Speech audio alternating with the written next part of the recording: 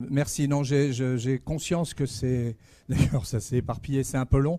Donc, j'ai prévu que des conneries à vous présenter maintenant, sauf deux choses. La première, il faut faire une minute de social, c'est important. Donc, il faut quand même penser aux entreprises qui ont du souci. Et il faudrait que vous pensiez à ouvrir des comptes parce que les banques sont en difficulté. Alors, aidez-nous, ouvrez un compte au Crédit Agricole, c'est gratuit. Je vous en serai très reconnaissant et j'y veillerai. Seuls les agios sont payants, tout le reste est gratuit. Voilà, c'est ce que je voulais dire en intro. Premier point, j'ai écrit le numérique banque. Pourquoi? C'est le jeu de mots idiot. Parce que on m'a dit qu'il faut faire une intervention sur le numérique, mais je dis qu'est-ce que vous voulez que je dise sur le numérique dans la banque? On a déjà beaucoup de problèmes en interne pour faire comprendre ce que c'est. Donc on va essayer de parler de différents échanges et de quelques points clés. Le premier point, c'est que si dans la banque on n'a pas compris qu'il fallait faire du numérique, on a un problème de fond. C'est tout le débat que nous avons actuellement. On ne parle pas de faire du multicanal, on ne parle pas de faire de l'Internet, on ne parle pas de faire tout ce que vous voulez, toutes les discussions marketing que vous allez faire, la trituration des données. On dit simplement que si on n'est pas sur le numérique, enfin c'est ce que je dis en tout cas, si on n'est pas sur le numérique, on a au moins une chose qui est sûre, c'est qu'on n'aura pas essayé. Mais une banque aujourd'hui qui ne va pas sur le numérique s'assure de se mettre à côté de ce marché. Et comme tu le disais tout à l'heure, on est sûr de se faire bouffer petit à petit par des petits malins qui le font très bien, qui vont beaucoup plus vite que nous. Je ne sais pas pourquoi, peut-être parce qu'ils sont plus jeunes, mais ça, ce ne serait pas sympa. Peut-être parce qu'ils ont trouvé une idée, mais en tout cas parce qu'ils y vont à fond et qu'ils ne se posent pas de questions. Nous, on a des kilos de réglementation sur le dos et on avance difficilement. Je suis sûr que là, vous n'êtes pas du tout choqués. Quand on dit Crédit Agricole, vous pensez évidemment entreprise technologique. Oui. Dites-moi oui quand même, dites-moi oui 2 secondes. Ce qu'on appelle le crédit patate, hein, pour ceux qui l'ignorent. Cela dit, j'ai vu une boîte de vin numérique, là, et donc on va pouvoir faire le lien. Et donc, les quelques éléments que je voulais vous donner sur le Crédit Agricole, pour le connaître un petit peu, parce que je pense que vous connaissez les chiffres. Le PNB, donc le chiffre d'affaires annuel, c'est 32 milliards à peu près d'euros. Les fonds propres, c'est 80 milliards. Vous voyez que c'est une banque qui prend beaucoup de risques. Qui a 13% de fonds propres. Le résultat net cette année, donc je peux au moins dire le résultat net parce qu'il est passé dans les journaux, parce que sinon je me suis fait engueuler comme un putois pour les chiffres que je voulais vous donner, ce qui est peut-être justifié, c'est à peu près 6 milliards. Ça sera publié le 20 mai.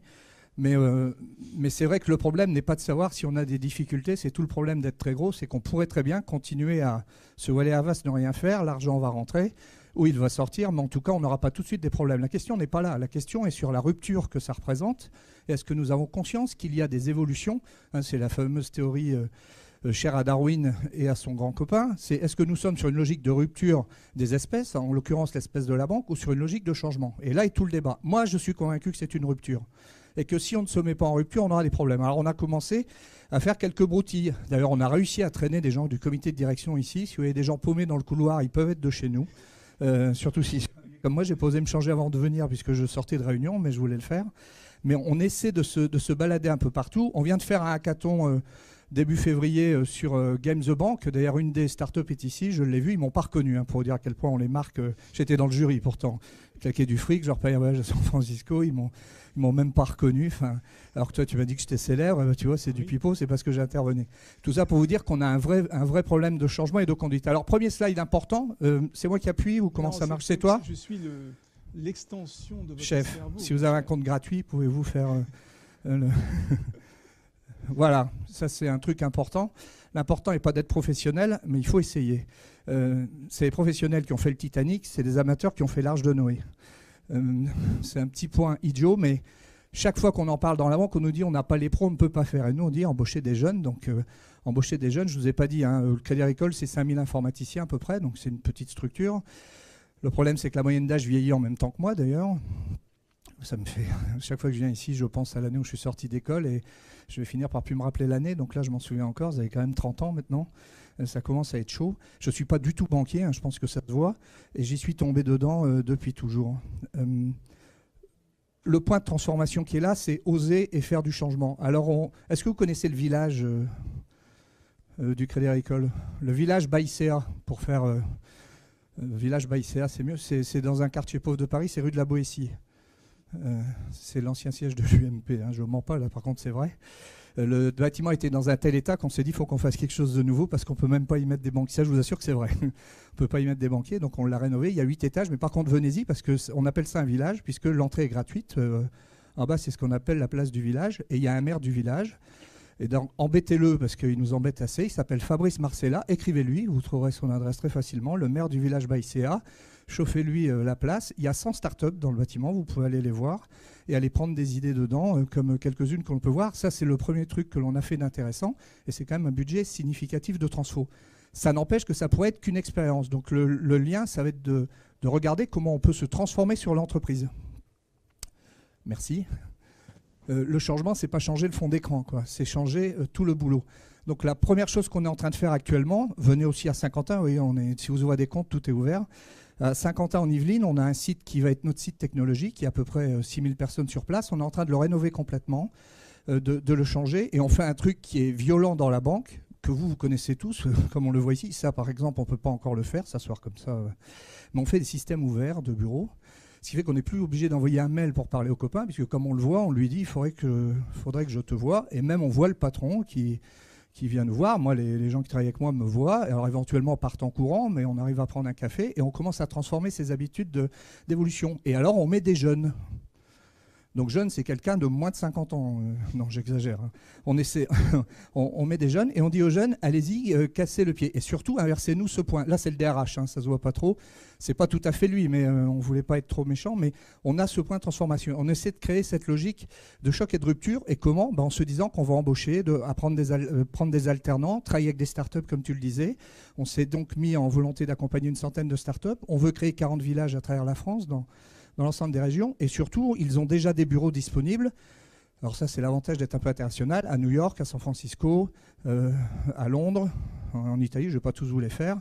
Ce ne sont pas les stades de foot ou les pratiques des vignes. Hein. Ce sont bien des bureaux qui sont à disposition de toutes ces startups. Donc on a commencé à bouger cela. Mais si vous me dites aujourd'hui que votre perception, c'est que le Crédit Agricole est devenu une banque digitale, c'est que vous n'êtes pas client, ou vous souhaitez me faire plaisir, mais c'est que nous savons qu'il nous reste beaucoup de choses à faire. Ça n'empêche qu'on a un petit truc, ouais, tu le fais bien. On a un petit truc qui nous pend au nez, qui est quand même toute la logique de la cybersécurité. Alors ça, c'est le gars qui nous parle. Alors j'espère que vous suivez ça, mais dans les métiers d'avenir, si des gens cherchent où il y a du boulot à coup sûr, il y a du boulot dans le développement, puisque moi, 30 ans que je suis dans ce milieu du développement lié au business et à la technologie, on a sans arrêt embauché, on a toujours du mal à trouver des gens. Ça paraît idiot. Pourtant, la banque, je vous assure que ce n'est pas ce qu'il y a de plus violent sur les rythmes.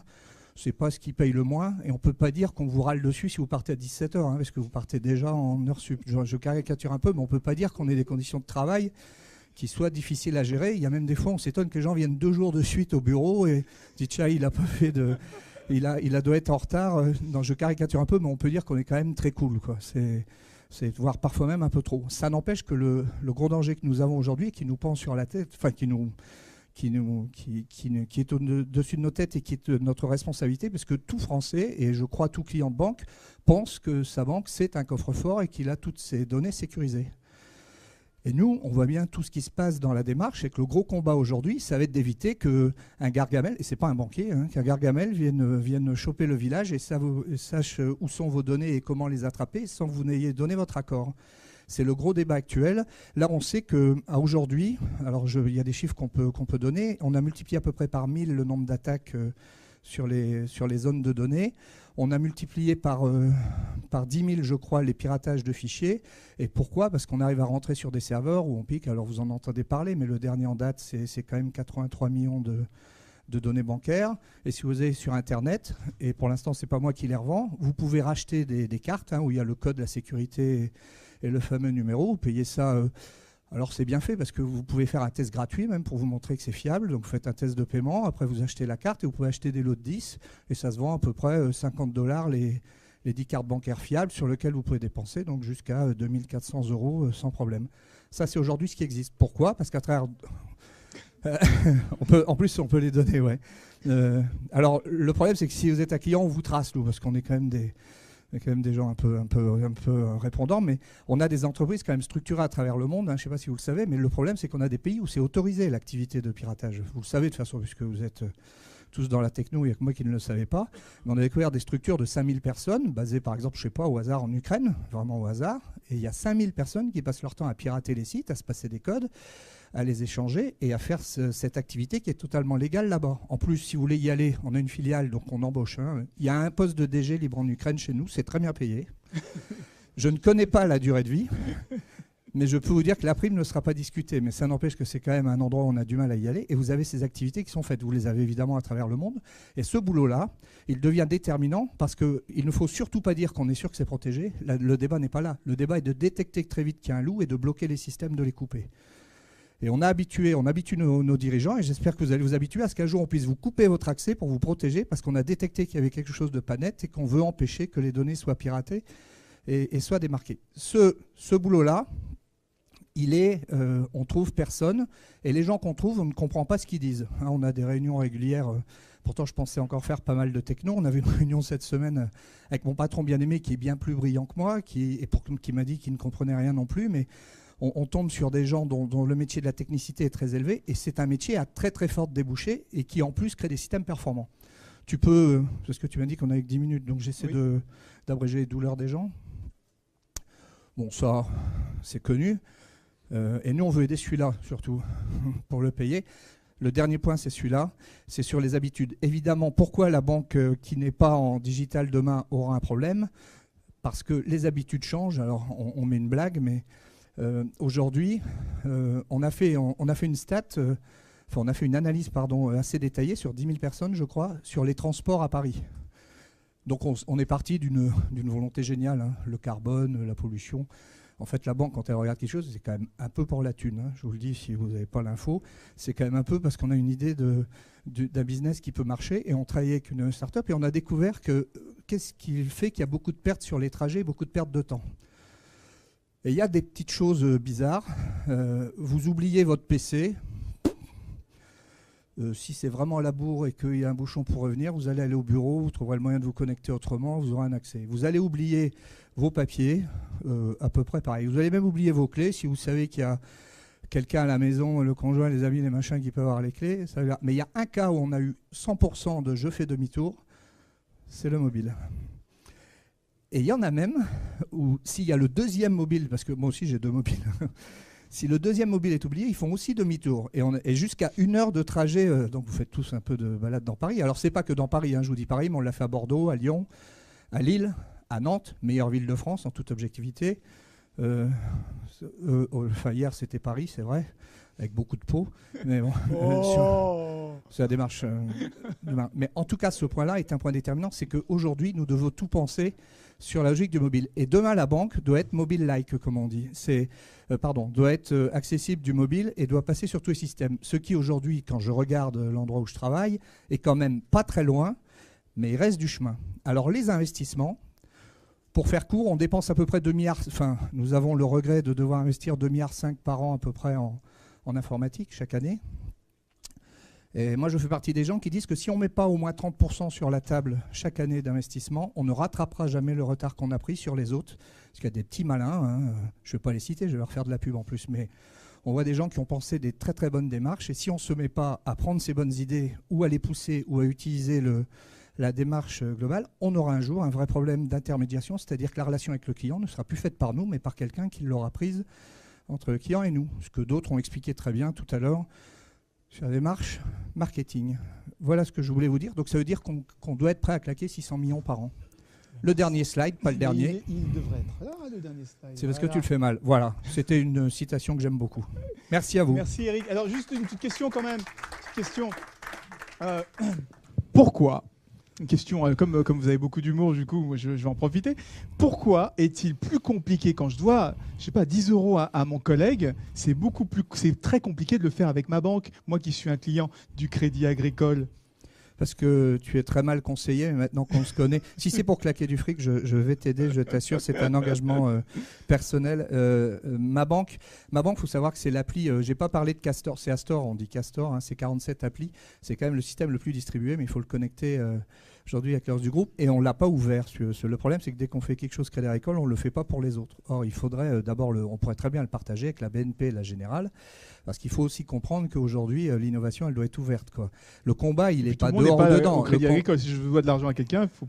Mais ça, c'est une faute grave. Ça, c'est pas mais non, mais le Crédit Agricole ou la BNP, si tu veux, le vrai sujet, il est sur le changement et sur cette conduite. On fait ces applis, et si on n'investit pas régulièrement, tous ces développements qui doivent arriver, Sur les 2,5 milliards, il y a combien qui servent à gérer les mainframes et à gérer l'existant, et combien qui servent à développer ces nouvelles applications qui peuvent intéresser les développeurs qui sont là?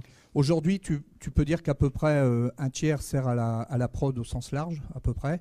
Ah oui, on a quand même un truc, c'est qu'on a fait un data center qui est le seul tier 4 en Europe. Tout le monde sait ce qu'est un tier 4. Hein. Dites-moi oui, faites-moi plaisir. On s'est embêté à le construire, on a emmerdé des gens, on a tiré des lignes, on a fait venir des ministres, l'armée, on a un avion qui survole tout le temps. Dites-moi ce que vous savez ce que c'est un tier 4 quand même. Hein, un site tier 4, c'est le niveau de sécurité le plus élevé qui puisse exister de données, puisque vous avez 4. Oui, il est vraiment en zone militaire. Hein, parce que nous, quand on veut y aller, parce que comme un con, tu te dis c'est sécurisé, puis moi un jour j'y suis allé, et tu te fais poursuivre parce que tu es en zone militaire, toi y compris. Donc, on n'a pas. Mais il est près de Chartres. Donc je ne vous dis pas où il est, près de Chartres. Et il est, alors comme on est des pauvres paysans, on l'a construit sur 2 sites distants de 10 km. Et il s'est construit une zone commerciale tout autour depuis qui utilise bien l'électricité qu'on a vu là-bas.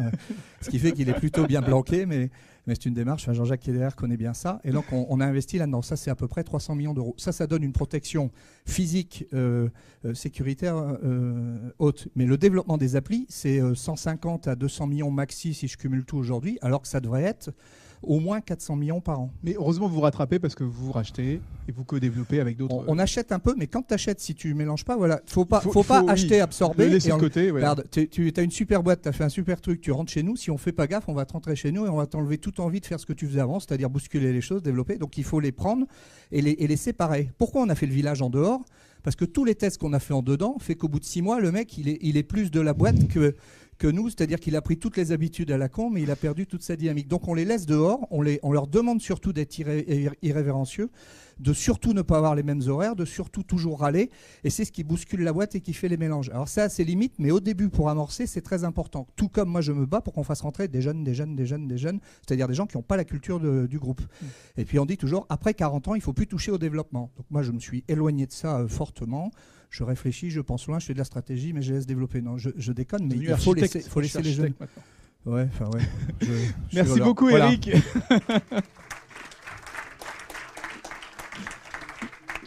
Oui, une petite question, allez.